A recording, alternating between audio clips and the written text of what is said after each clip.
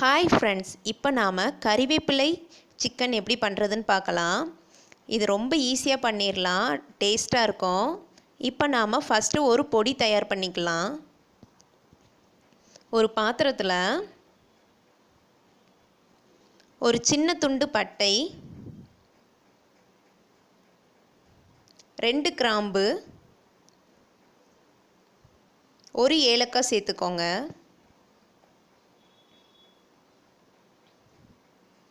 அப்புறமா 1/2 டீஸ்பூன் சீரகம்,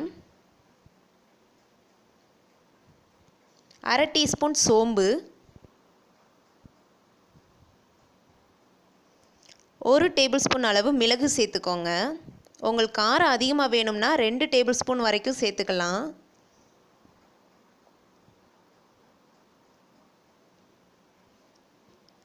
நல்லா இதை ஒரு நிமிஷம் வதக்கிடுங்க.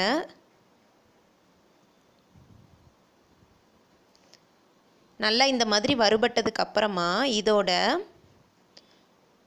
ஒரு கைப்பிடி அளவு கருவேப்பிலை சேர்த்துக்கோங்க. இப்போ இதை எல்லாத்தையோட சேர்த்து நல்லா ஃப்ரை பண்ணுங்க. கருவேப்பிலையோட பச்சை வாசனை போகிற வரைக்கும் நல்லா ஃப்ரை பண்ணணும். இப்போ பாருங்கள், நல்லா ஃப்ரை ஆயிருச்சு. இப்போ நாம் ஸ்டவ்வை ஆஃப் பண்ணிடலாம். இதை நல்லா ஆற விட்டு ஒரு மிக்ஸி ஸ்டாரில் மாற்றி பொடி பண்ணி எடுத்துக்கோங்க. இப்போ பாருங்கள், பொடி தயாராகிருச்சு. இப்போ அதே பாத்திரத்தில் 3லேருந்து 4 டேபிள் ஸ்பூன் அளவு ஆயில் விட்டுக்கோங்க.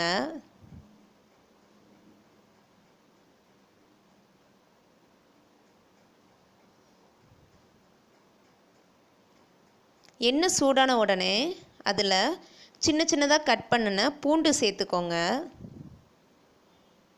அதே மாதிரி இஞ்சியும் கட் பண்ணி வச்சுருக்கேன், அதையும் சேர்த்துக்கோங்க. ரெண்டையும் பச்சை வாசனை போகிற வரைக்கும் வதக்குங்க. இஞ்சி பூண்டோட பச்சை வாசனை போனதுக்கப்புறமா இதில் 2 பச்சை மிளகாவை கட் பண்ணி வச்சுருக்கேன், அதையும் சேர்த்துக்கோங்க.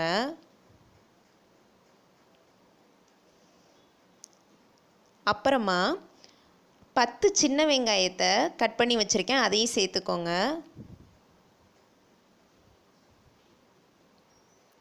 தேவையான அளவு உப்பு சேர்த்துக்கோங்க.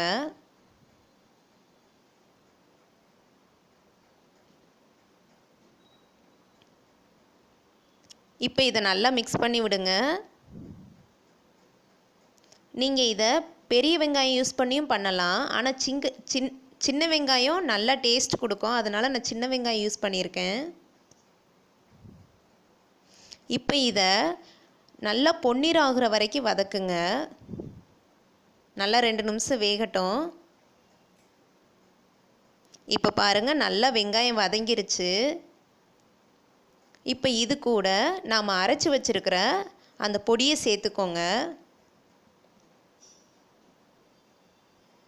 அப்புறமா கொஞ்சமாக மறுபடியும் கருவேப்பிலை சேர்த்துக்கோங்க. அப்புறமா 1/2 டேபிள் ஸ்பூன் மல்லித்தூள் சேர்த்துக்கோங்க. இதை நல்லா மிக்ஸ் பண்ணி விடுங்க.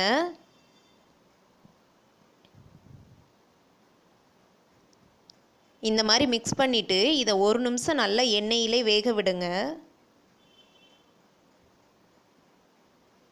இப்போ பாருங்கள், நல்லா வெந்திருக்கு. இப்போ நாம் இதில் சிக்கனை சேர்த்துக்கலாம். இன்றைக்கி நான் 250 கிராம் சிக்கன் எடுத்திருக்கேன், அதாவது 1/4 கிலோ சிக்கன் எடுத்திருக்கேன். இந்த மாதிரி சேர்த்துக்கோங்க.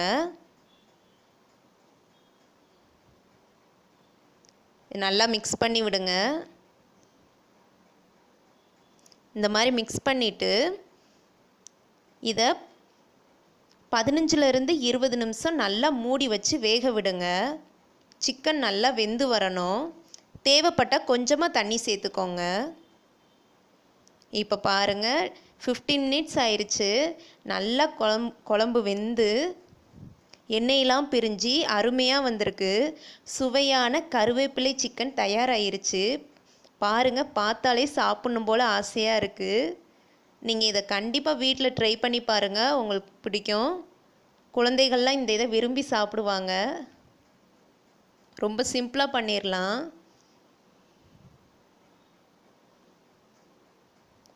உங்களுக்கு இந்த டிஷ் பிடிச்சிருந்துச்சுன்னா எங்கள் சேனலுக்கு சப்ஸ்கிரைப் பண்ணுங்கள். Thank you friends.